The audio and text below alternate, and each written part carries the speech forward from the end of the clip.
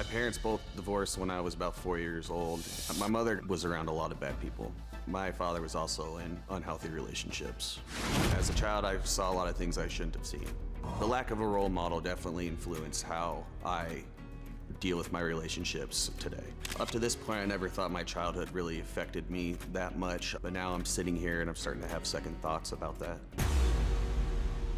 Well, Jenaye says she believes that because of James' lies and infidelity, divorce is certainly seeming like a clear option. James says that regardless of whether he can convince Jenaye to stay married to him, he needs to deal with the issues from his past so he can finally be the man that she deserves.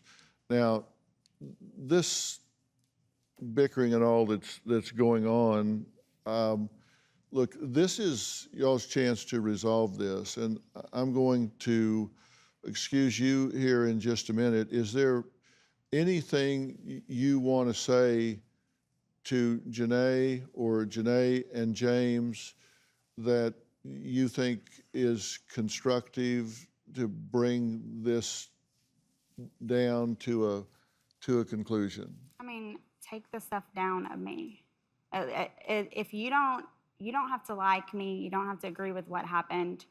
I don't think you deserved what happened. I didn't deserve, you're not the only victim. I have been a victim in this situation also. Take my stuff down. Don't speak to me ever again. I will never speak to y'all.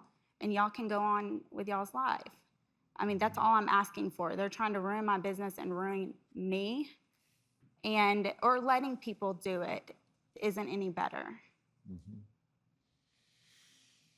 Do you feel like you owe her an apology in any way? Never. I'm not her husband. So you don't feel like... She owes me one also. Well, you just said no, you don't. I won't. I haven't done anything.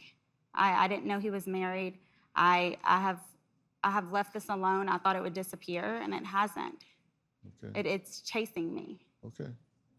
All right. Is there anything you want to say to her before I excuse her?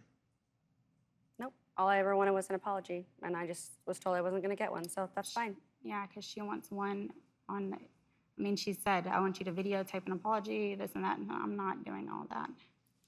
Well, you did sleep with her husband.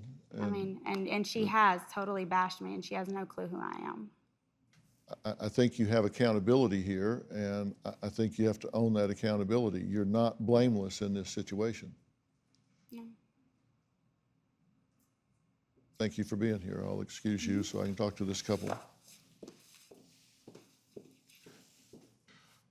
Look,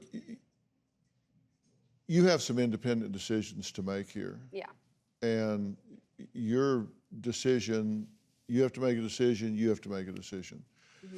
And they are independent. You asked me straight up, can a marriage survive infidelity? Does that happen? Do people have cheating in a marriage, and does it survive a year on, 5 years on, 10 years on? Do people survive this sort of thing and live happily ever after? And I'm going to answer that question for you right after the break and tell you what the options are, and they're going to be very, very clear. Do you have a story or a question for me? Click the link in the description and tell me what in the world is going on.